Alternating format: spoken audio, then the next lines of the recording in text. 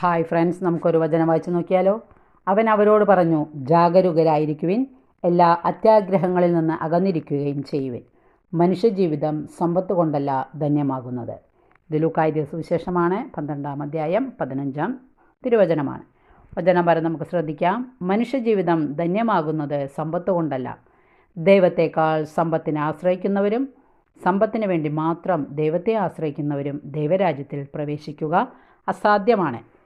ധനവും സമ്പത്തും ദൂർത്തടിക്കരുത്. പങ്കുവയ്ക്കുക, ഇല്ലായ്മക്കാരുമായി പങ്കുവയ്ക്കുക. ജീവിതത്തിലെ ഏറ്റവും വലിയ മൂല്യമായി യേശുക്രിസ്തുവിനെ സ്വീകരിക്കുക. അതിന് തടസ്സമാകുന്നതെല്ലാം ഉപേക്ഷിക്കാൻ തയ്യാറാകുക.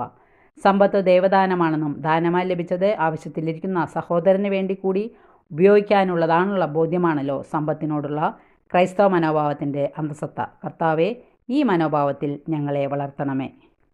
വചനം ഇഷ്ടപ്പെട്ടെങ്കിൽ ലൈക്ക് ചെയ്യുക. Okay, thank you, by.